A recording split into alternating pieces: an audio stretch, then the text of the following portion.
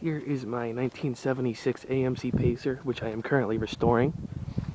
And I am going to explain to you why.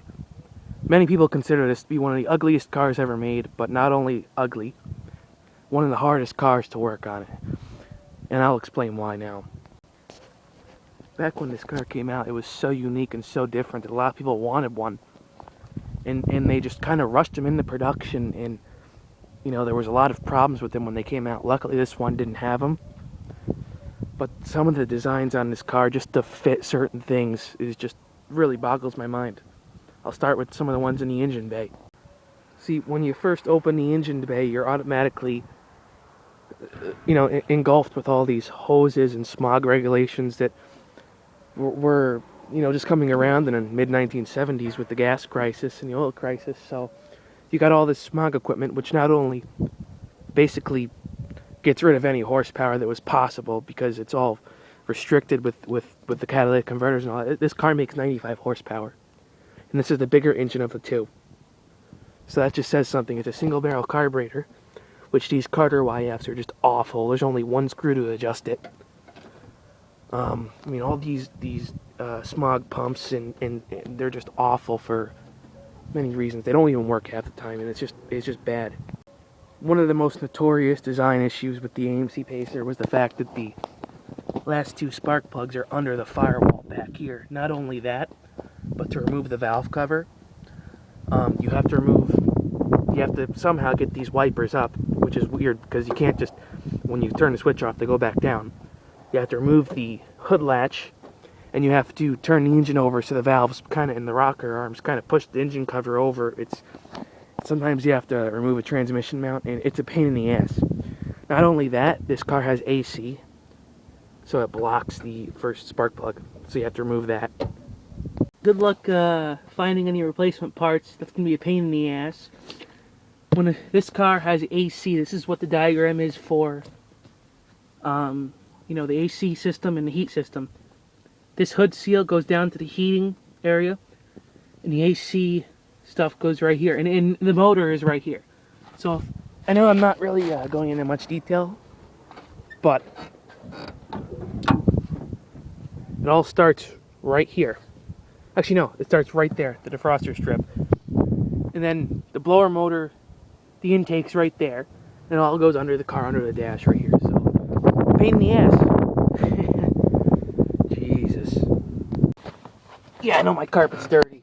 That's all from the vents, but another design issue is just some of the quality of this stuff is not very good. I know it's a 41-year-old car, but for example, the electronics. If I were to, let's say, turn the radio on and start the car, there's interference there.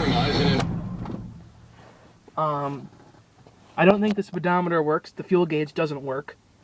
The only surprising thing I really found is every single light in the car works, and they've been there for 20 years. So does the horn.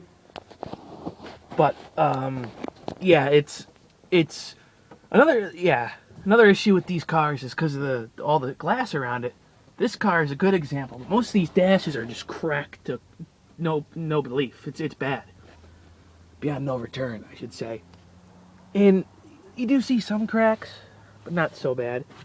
Another issue, the interior that is white. Good luck cleaning it. Yeah. I mean, on to some other issues with this car. I mean, I will do a video of the good things, because there are a lot of great things about this car, which is for another video, but it's the biggest issue with this car is because everything for this car was made for this car. Yeah, there's no replacement parts for anything. So you have to do all your own repairs and fabricate all your own stuff. So it can be difficult, especially with a car like this. Although I have fixed the radio situation. I got FM radio now. Yeah.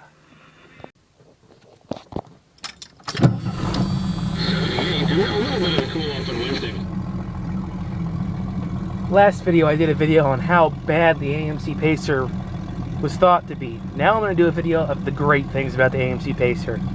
Number one, Car is 41 years old and starts right up. How sexy is that? In the last video I talked about a lot of the design flaws about this engine, you know, the smog equipment, and you know, the fact that half the engine's behind the firewall, but in reality, there are a lot of great things about it. Not only, I've only done a basic tune-up in the past 20 years to it. It has 90,000 miles and it starts right up and runs great. It's a Jeep engine. It's reliable. It's not fast. It's not crazy, you know, it's just reliable. That's what it is, and that's what I want to look for in a car like this. You know, being that the car is 40% glass, there's so much, you know, it feels so roomy inside. And I know it's a little dirty right now, but there is a lot of room inside this car. It is great. If you go and sit inside of it, I mean, the visibility is top notch. It cannot be beaten by anything else. It really can't, other than driving a convertible. And then, only problem is you look kind of like a homosexual. Kind of joking. Well, in the last video I did complain about the AM radio. This car really does have a lot of options that are quite nice. Power steering, power brakes, AC. I mean, it is pretty loaded. It's quite comfortable too. It's a nice car, and contrary to popular belief.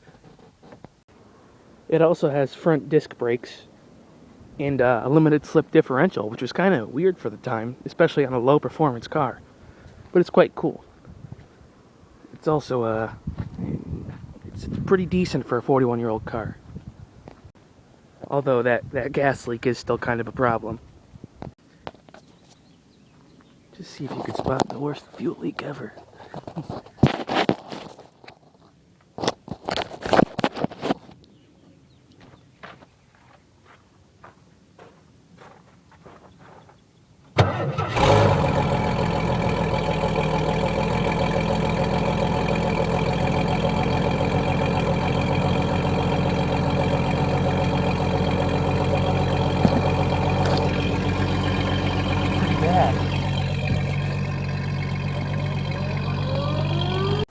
Oh yeah, I hope you like hearing the fishbowl jokes, because you're not going to get enough of that, trust me.